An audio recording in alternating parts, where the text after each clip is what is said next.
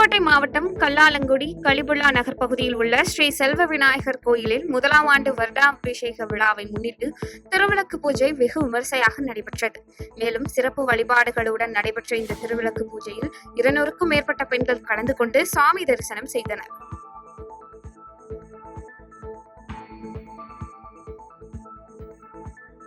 பெரம்பலூர் மாவட்டம் துறையூர் சாலையில் உள்ள அரசு மேல்நிலைப்பள்ளி பகுதியில் சுற்றித் திரியும் 10க்கும் மேற்பட்ட தெருநாய்களால் வாகன ஓட்டிகள் மற்றும் பொதுமக்கள் அச்சமடைந்துள்ளனர். மேலும் தெருநாய்கள் காரணமாக போக்குவரத்து பாதிக்கப்படுவதாக தெரிவித்த பொதுமக்கள் நாயை கட்டுப்படுத்த நடவடிக்கை எடுக்குமாறு நகராட்சி நிர்வாகத்திற்கு கோரிக்கை வைத்துள்ளனர்.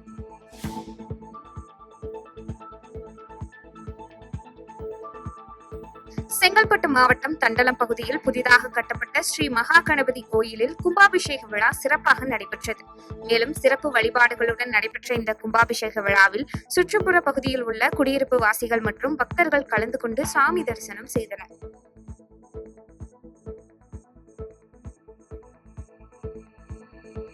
ஈரோடு மாவட்டம் தாளவாடி பகுதியில் காட்டு யானைகள் விவசாய நிலங்களை சேதப்படுத்தி வரும் நிலையில் யானைகள் உலா வரும் சிசிடிவி காட்சிகள் வெளியாகி அப்பகுதி மக்கள் மத்தியில் அச்சத்தை ஏற்படுத்தியுள்ளது. இதனையடுத்து விவசாய நிலங்களை சேதப்படுத்தும் காட்டு யானைகளை கட்டுப்படுத்த வேண்டும் என பாதிக்கப்பட்ட விவசாயிகள் அரசுக்கு கோரிக்கை வைத்துள்ளனர்.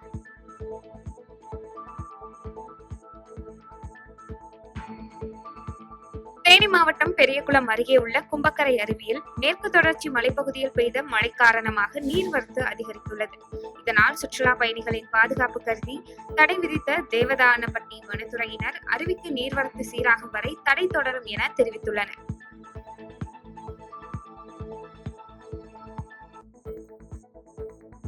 தூத்துக்குடி மாவட்டம் கோவில்பட்டி சார் ஆட்சியர் அலுவலகத்தில் மழையினால் பாதிக்கப்பட்ட விவசாயிகளுக்கு நிவாரண தொகை வழங்க வலியுறுத்தி காங்கிரஸ் கட்சியினர் தலையில் முக்காடு போட்டு போராட்டத்தில் ஈடுபட்டனர்.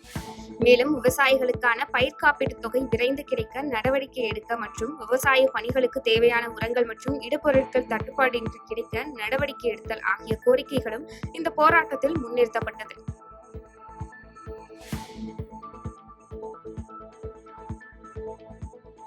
சென்னை எண்ணூர் வியாபாரிகள் சங்க திருமண மண்டபத்தில் 2வது வார்டு சார்பில் உங்களுடன் ஸ்டாலின் திட்ட முகாம் நடைபெற்றது. இந்த முகாமை பார்வையிட்ட திருவொற்றியூர் சட்டமன்ற உறுப்பினர் KB சங்கர் பயனாளிகளுக்கு சான்றிதழ் வழங்கினார்.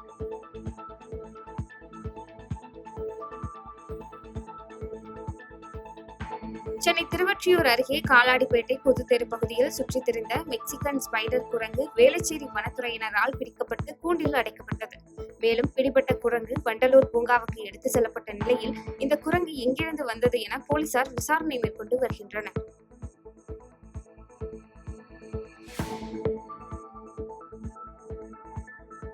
மதுரை மாவட்டம் நாகமலை புதுக்கோட்டை அருகே உள்ள KMR இன்டர்நேஷனல் பள்ளி மாணவ மாணவிகள் ஒன்றிணைந்து 2.5 லட்சம் விதைப்பந்துகள் மற்றும் 5000 வளர்ப்பு பைகளை தயாரிப்பு செய்து படைத்த உலக சாதனை நிகழ்ச்சிக்கான பாராட்டு விழா நடைபெற்றது. இதுகுறித்து செய்தியாளர்களிடம் பேசிய பள்ளியின் தாளாளர் தயார் செய்த விதைப்பந்துகளை மதுரை ராமேஸ்வரம் சாலையில் விதைக்க உள்ளதாக தெரிவித்தார்.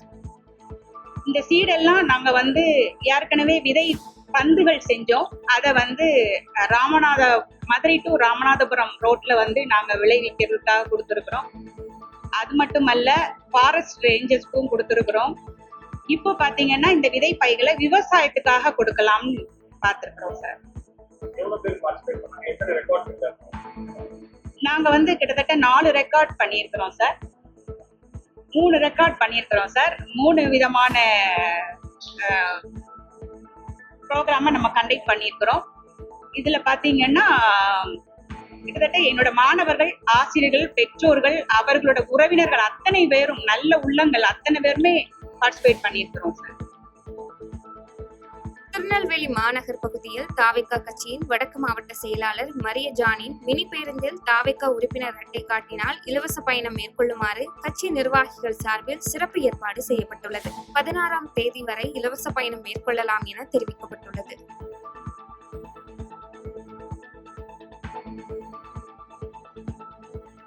கள்ளக்குறிச்சி மாவட்டம் திருக்கோவிலூர் அருகே ஸ்ரீ அக்னி வீரன் கோயில் உண்டியல் உடைத்து 1 லட்சம் பணம் மற்றும் 120 கிலோ மணி எடை கொண்ட 3 லட்சம் மதிப்புள்ள வெங்கல பொருட்கள் கொள்ளையடித்த சம்பவம் அப்பகுதியில் பரபரப்பை ஏற்படுத்தியது. இதனைத் தொடர்ந்து அப்பகுதி மக்கள் காவல்துறையினரிடம் அளித்த புகாரின் அடிப்படையில் போலீசார் CCTV பதிவை கொண்டு ஆய்வு மேற்கொண்டு வருகின்றனர்.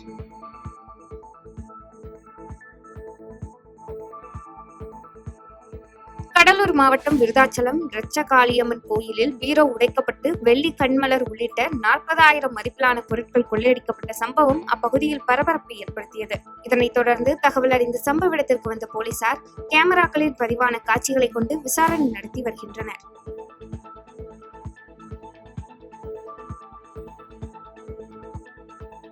ராணிப்பேட்டை மாவட்டத்தில் தீயணைப்பு நிலையங்களின் வருடாந்திர ஆய்வுக் கூட்டம் தீயணைப்புத்துறை மற்றும் மீட்பு பணிகள் துறை இயக்குநர் சீமா அகர்வால் தலைமையில் நடைபெற்றது. இதனைத் தொடர்ந்து செய்தியாளர்களிடம் பேசிய சீமா அகர்வால், வடகிழக்கு பருவமழையினால் ஏற்படும் இயற்கை இடர்பாடுகளை எதிர்கொள்ள தீயணைப்பு துறையினர் தயார் நிலையில் உள்ளதாகவும், மேலும் அந்தந்த மாவட்ட நிர்வாகத்துடன் இணைந்து பேரிடர் மீட்பு ஒத்திகை நிகழ்ச்சிகளும் நடத்தப்பட்டு வருவதாகவும் தெரிவித்தார்.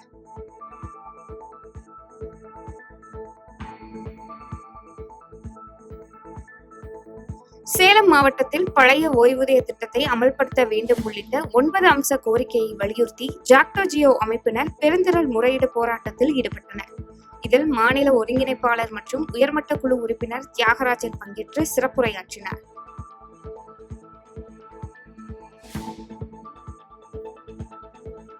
கன்னியாகுமரி மாவட்டம் நாகர்கோவிலில் ஆசாரிப்பள்ளம் அரசு மருத்துவக் கல்லூரி மருத்துவமனையில் உணவு ஆணைய தலைவர் சுரேஷ்ராஜன் அளித்த மனுவின் அடிப்படையில் பேவாடை அமைச்சர் மா சுப்பிரமணியம் உத்தரவின் பேரில் செயல்பாட்டிற்கு கொண்டுவரப்பட்டது.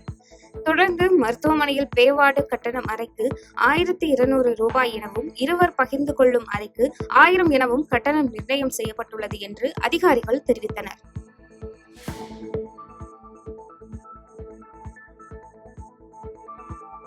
திண்டுக்கல் மாவட்டம் நத்தம் பகுதியில் புலி விவசாயிகளின் கோரிக்கைகளை முன்னாள் முதலமைச்சர் எடப்பாடி பழனிசாமி சுற்றுப்பயணத்தின் போது நேரில் கேட்டறிந்தார். மேலும் சென்னையில் ஒரு நிகழ்ச்சியில் பேசிய சுகாதாரத்துறை அமைச்சர் மா சுப்பிரமணியன், முன்னாள் முதலமைச்சரை இழிவுபடுத்தும் விதமாகவும் புலி விவசாயிகளை கொச்சைப்படுத்தும் விதமாகவும் பேசியது மிகவும் கண்டிக்கத்தக்கது எனவும் வேதனை தெரிவித்தனர். நேற்று சாயந்தரமா மா சுப்பிரமணியன் அமைச்சர் அவர்கள் இது கொட்டை எடுத்த புலியா கொட்டை எடுக்காத புலியா அப்படின்னு ஒரு வாதத்தை முன்வைக்கிறாரு.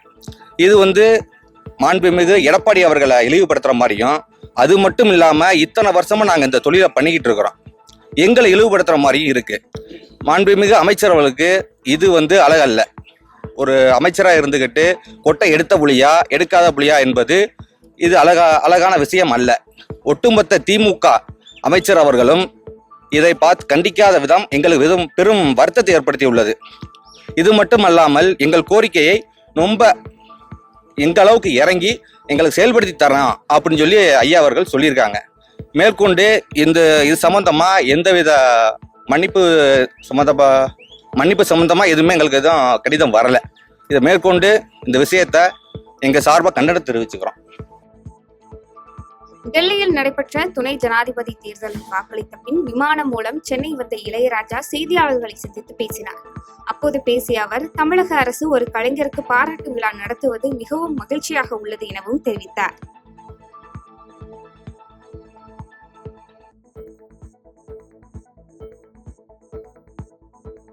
புதுக்கோட்டை மாவட்டம் பொன்னமராவதியில் பல்வேறு கோரிக்கைகளை வலியுறுத்தி மேல்நிலை தேக்க தொட்டி பணியாளர்கள் வட்டார வளர்ச்சி அலுவலரிடம் மனு அளித்தனர். மேலும் அந்த மனுவில் 7வது ஊதிய குழு நிலுவைத் தொகையை உடனே வழங்க வேண்டும் என்றும், மேல்நிலை நீர்த்தேக்க தொட்டி பணியாளர்களுக்கான சம்பளத்தை ஒவ்வொரு மாதமும் 5ஆம் தேதிக்குள் வழங்க வேண்டும் உள்ளிட்ட கோரிக்கைகளை கூறியது குறிப்பிடத்தக்கது.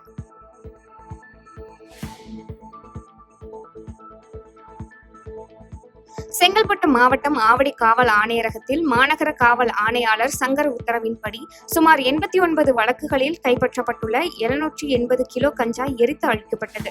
மேலும் ஆவடி மாநகர் காவல் கூடுதல் ஆணையாளர் பவானீஸ்வரி, மாவட்ட காவல் துணை ஆணையாளர் ஃபெரோஸ்கான் அப்துல்லா மற்றும் தடய அறிவியல் துணை இயக்குனர் சோஃபியா ஜோசப் ஆகியோர் முன்னிலையில் நீதிமன்ற உத்தரவின் பேரில் தீயிலிட்டு எரித்தனர்.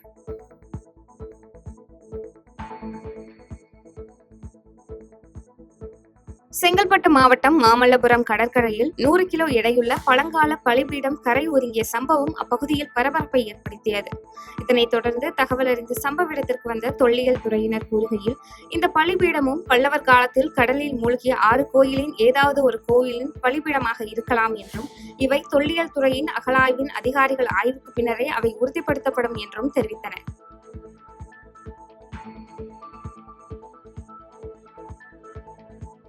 விழுப்புரம் மாவட்டம் செஞ்சி அருகே பழுதடைந்த அரசினர் ஆதி திராவிட தொடக்கப்பள்ளி கட்டிடத்தை சீரமைக்க பொதுமக்கள் கோரிக்கை விடுத்துள்ளனர். மேலும் பள்ளியில் கல்வி பயிலும் மாணவர்களுக்கு அசம்பாவிதம் ஏற்படும் முன் விழுப்புரம் மாவட்ட ஆட்சியர் உள்ளிட்ட சம்பந்தப்பட்ட கல்வித்துறை அதிகாரிகள் இப்பள்ளி வகுப்பறையை சீரமைக்க நடவடிக்கை எடுக்க வேண்டும் எனவும் வலியுறுத்தினர். போதுமான வசதி இங்கே இல்லை. வசதி இருந்தும் அது சரியா வயது அறிஞர் நம்ம நம்ம பிடி ஆஃபீஸிலோ இதுக்கு தகுந்த அதிகாரிகிட்ட நம்ம சொல்லியும் அதை எதுவும் அதை கண்டுகொள்ளாம இருக்காங்க. இது கல்வித்துறை அமைச்சர் இதை கொஞ்சம் பார்த்து இந்த வீடியோ பார்த்து எங்க ஊர்ல இந்த ஸ்கூல் சரி பண்ணி கொடுத்து பிள்ளைங்க ஒரு 50-30-40 பேர் படிக்கிறாங்க. இதை கொஞ்சம் நல்லா சரி பண்ணி கொடுத்தா இன்னும் 100 பசங்க கூட படிக்கிற ஸ்கூல் நல்ல முன்னேற்றம், கல்வி முன்னேற்றம் நல்லா அடைவங்க எங்க ஊர்ல. இதை கொஞ்சம் பார்த்து நீங்க சரி பண்ணி கொடுக்க வேண்டும் தெரிவித்துக். நீலகிரி மாவட்டம் மசனகுடி மற்றும் சிங்காரவன பகுதி சாலையோரங்களில் புலி ஒன்று கம்பீரமாக சாலையை கடந்து செல்வதை அவ்வழியாக சென்ற சுற்றுலா பயணிகள் கண்டு ரசித்ததோடு தங்களது செல்போனில் வீடியோ பதிவு செய்துள்ளனர். இந்த வீடியோ தற்போது சமூக வலைதளங்களில் வெளியாகி வைரலாகி வருகிறது.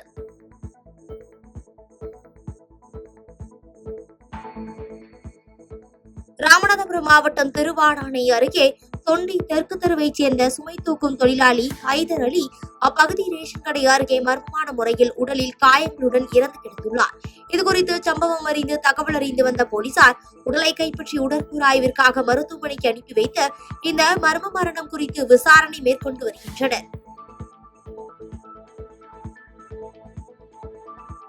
தேனி மாவட்டம் கடமலைக்குண்டு அருகே உள்ள குமணன்தோளு கிராமத்தைச் சேர்ந்த காவலர் ஜெயராஜ் சாலை விபத்தில் மூளைச்சாவு அடைந்ததால் அவரது உடல் உறுப்புகள் மருத்துவமனைக்கு தானம் செய்யப்பட்டது. இந்நிலையில் அவரது உடல் சொந்த ஊருக்கு கொண்டு வரப்பட்ட நிலையில் அவரது உடலுக்கு 21 குண்டுகள் முழங்க அரசு மரியாதையுடன் உடல் தகனம் செய்யப்பட்டது.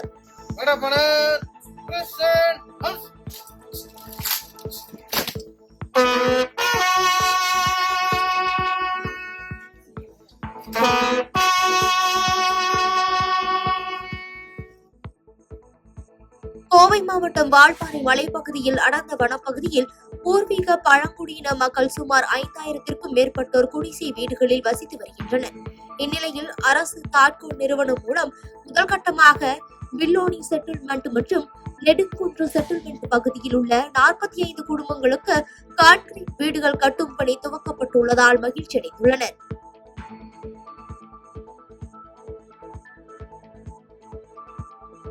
சென்னை தாம்பரம் அடுத்த கண்டபாளையம் பகுதியில் உள்ள கல்குட்டியில் ஆண் சடலம் அழுகிய நிலையில் மிதந்து கொண்டிருப்பதை கண்ட அவ்வழியாக சென்றவர்கள் உடனடியாக தாம்பரம் காவல் நிலையத்திற்கு தகவல் தெரிவித்துள்ளனர். பின்னர் சம்பவ இடத்திற்கு வந்த போலீசார் உடலை மீட்டு பிரேத பரிசோதனைக்காக மருத்துவமனைக்கு அனுப்பி வைத்து பல்வேறு கோணங்களில் விசாரணை மேற்கொண்டு வருகின்றனர்.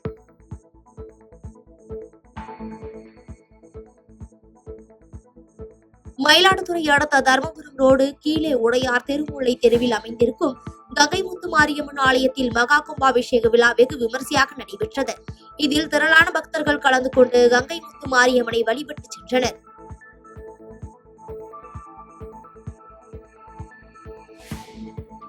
மயிலாடுதுறை மாவட்டத்தில் நுகர்பொருள் வாணிப கழகத்தின் நேரடி நெல் கொள்முதல் நிலையங்களில் நெல் மூட்டைகள் பிடிக்கும் சாக்குகள் பற்றாக்குறையாக உள்ளதால் கொள்முதல் பணிகள் பாதிக்கப்பட்டுள்ளன. எனவே சாக்கு கொண்டு வரப்பட்டு அனைத்து நேரடி நெல் கொள்முதல் நிலையங்களுக்கும் சீராக விநியோகம் செய்ய வேண்டும் என்று விவசாயிகள் வேண்டுகோள் விடுத்துள்ளனர்.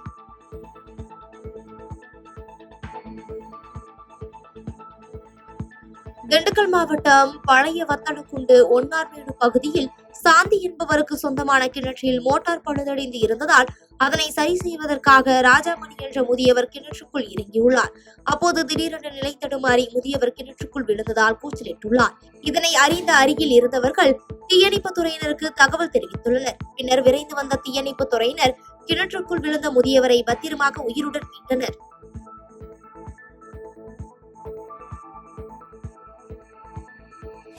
திண்டுக்கல் மாவட்டம் பழனியில் இந்திய ஆரி தொழிலாளர்கள் சங்கத்தின் சார்பில் வீட்டில் முடங்கி கிடக்கும் பெண்களின் வாழ்வாதாரத்தை உயர்த்தும் வகையில் பெண்களுக்கான சுயதொழில் வேலை வாய்ப்பை ஏற்படுத்த வேண்டும் என்ற முயற்சிக்கான நோபல் உலக சாதனை நிகழ்ச்சி தனியார் மண்டபத்தில் நடைபெற்றது. இதில் கலந்து கொண்ட பெண்கள் ஆரி வேலையின் மூலம் தங்களது கைவண்ணத்தில் செய்து காண்பித்தும் தையல் இயந்திரம் இல்லாமல் வெறும் கைகளால் ஆடைகளை தைத்தும் அழகு கலையை ஊக்குவிக்கும் விதமாக மணப்பெண் அலங்கார அழகு கலை செய்து அசத்தினர்.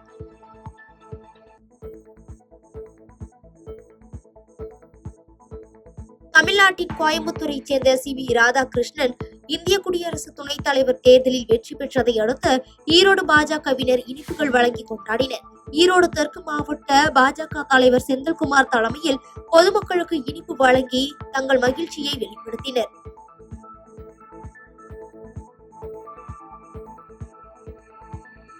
புதுக்கோட்டை மாவட்டம் அன்னவாசல் திமுக பேரூர் கழக செயலாளர் அக்பர் அலியின் 2ஆம் ஆண்டு நினைவு தினத்தை முன்னிட்டு அரசு பள்ளியில் 40 மேஜை மற்றும் தூய்மை பணியாளர்களுக்கு உணவுப் பொருட்கள் வழங்கும் நிகழ்வு நடைபெற்றது.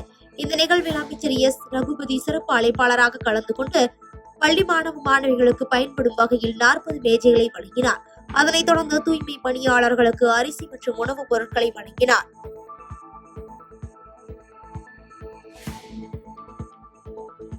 செய்திகளை உடனுக்குடன் தெரிந்து கொள்ள கீழ்கண்ட கேபிள் மற்றும் டிடிஎச் நெட்வொர்க்குகளில் எம்நாடு செய்தி தொலைக்காட்சியை காணுங்கள். பாதகம் செய்பவரை கண்டால் நாம் பயம் கொள்ளலாகாது பாப்பா. மோதி மிதித்துவிடு பாப்பா, அவர் முகத்தில் உமிழ்ந்து விடு பாப்பா. அண்மை செய்திகளை உடனுக்குடன் தெரிந்து கொள்ள இணைந்திருங்கள் எம்நாடு தொலைக்காட்சியுடன்.